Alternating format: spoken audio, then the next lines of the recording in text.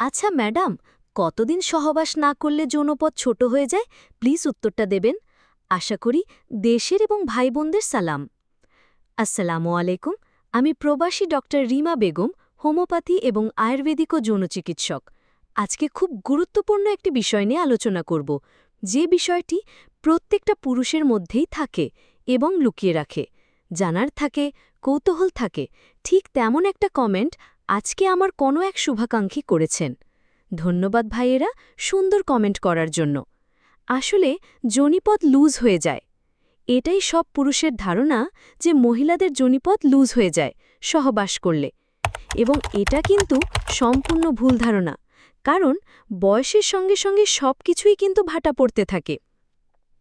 বয়স বাড়লে গায়ের স্কিনগুলো কিন্তু, চামড়াগুলো কিন্তু ঝুলে যায়, লুজ হয়ে যায়। যোনিপথ কিন্তু বডির একটা অংশ। আপনার হাতে যে মাংসপেশি আছে, এখানে আমি দেখালাম, আপনার বয়স যখন কম থাকে তখন কিন্তু টাইট থাকে, বয়স যখন বাড়তে থাকে তখন এটা কিন্তু নরম হয়ে যাবে। আর সবচেয়ে বড় কথা হলো, যোনিপথ একটি রাবারের মতো। তো এই যে অনেকে বলে থাকে যে ভার্জিনিটি, বিয়ের প্রথম রাতে বাসর রাতে স্ত্রী যদি রক্তপাত না হয় তাহলে এই মেয়ে বাইরে কোথাও বিয়ের আগে সহবাস করেছে, এজন্য ওটা লুজ হয়ে গিয়েছে। এটা বলে থাকে অনেকে ধারণা ফ্যামিলিতে, হাজবেন্ডরা স্ত্রীকে এগুলো বলে থাকে।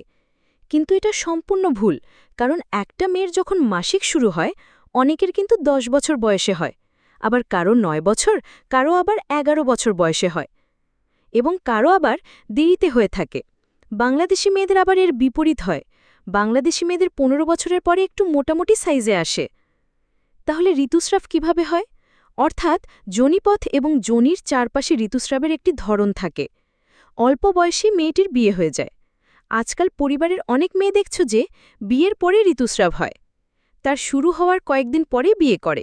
14-15 বছর বয়সে একটি মেয়ে একটি ছেলের সাথে যৌন মিলন করতে যায়, তারপর সে সেখানে একটু ছিঁড়ে যেতে দেখে।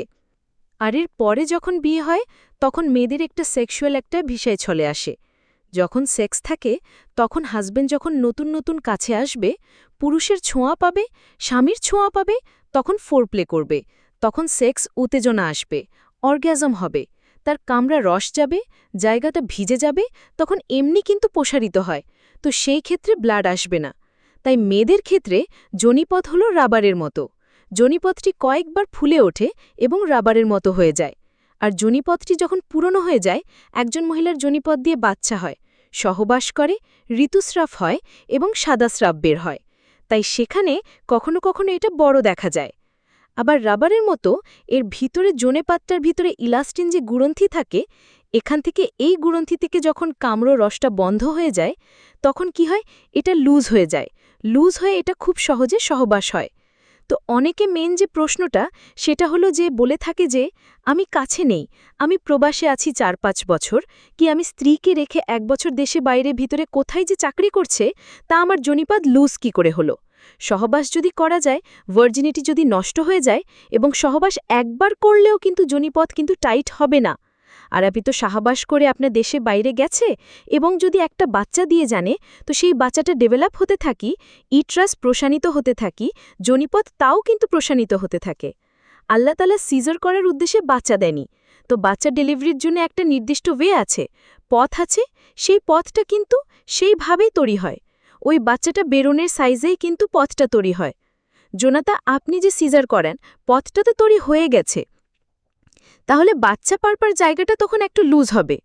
আর আপনারা যারা দেশের বাইরে থাকেন, প্রবাসে থাকেন, অথবা দেশের ভিতরে দিনগুদিন থাকেন, তখন কি হয়, স্ত্রীর সঙ্গে কিন্তু আপনারই ভিডিও কলের কথা হয়, তখন রোমান্টিক একটা মুহূর্তে স্ত্রীও অর্গাজম হয়।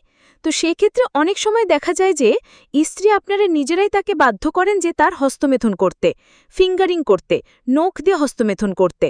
তো তখন এই হস্তমেথন করে আবার অনেকের বিদেশে যাওয়ার আগে কিংবা বিদেশে গিয়ে স্ত্রীকে বলে, এখন যে প্লেটয় বেরোচ্ছে যেগুলো দিয়ে ফরেন বডি অনেক পুরুষাঙ্গের মতো সাইজের খেলনাগুলো পাওয়া যায়, তো ওইগুলো অনেকের স্বামীরা যাওয়ার আগে কিনে যায়, অথবা সেখানে গিয়ে কিনা সাজেস্ট করে। তো সেইগুলি ব্যবহার করলে তো জায়গাটা এমনি লুজ হয়ে যাবে। দিনের পর দিন যদি সেটা ব্যবহার করে এবং আপনারা ভিডিও কলের কথা বলে যদি মাস্টারবেশন করেন, তাহলে স্ত্রীর যোনিপাত লুজ হয়ে যায়, এটা স্বাভাবিক। তাই সেই ক্ষেত্রে এখানে তাকে এ বিষয়ে অভিযোগ করা যাবে না। আবার যখন আপনারই দেশে বাইরে যায়নি কি স্বামী দেশে বাইরে চাকরি করে তখন তাদের ভেতরে এক স্বপন ভাব হয়। টাকা পয়সার অভাব থাকে না, তখন খাবার দাবারগুলো ভালো থাকে, ভালো ঘুম হয়, টেনশন মুক্ত থাকে, তখন একটু ফ্যাটি হয়, মোটা হয়। তো শরীরের সব দিকে যদি মাংস বাড়তে থাকে, ওখানে তো মাংস বাড়তে থাকে, ফ্যাট হয়, সেক্ষেত্রে সেখানেও লুজ হয়।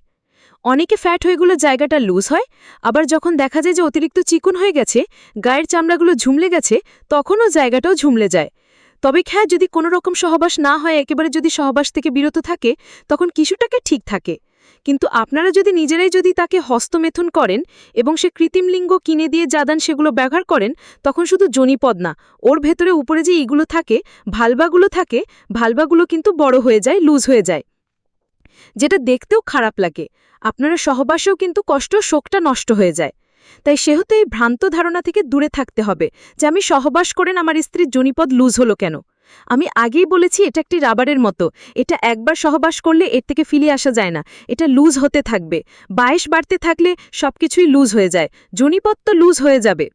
তো ভিডিওটি সম্পর্কে যদি কোনো মতামত থেকে থাকে অবশ্যই কমেন্টের মাধ্যমে জানাবেন। আর ভিডিওটি ভালো লাগলে লাইক, কমেন্ট, সাবস্ক্রাইব করে আমার সঙ্গে থাকুন। আল্লাহ হাফেজ।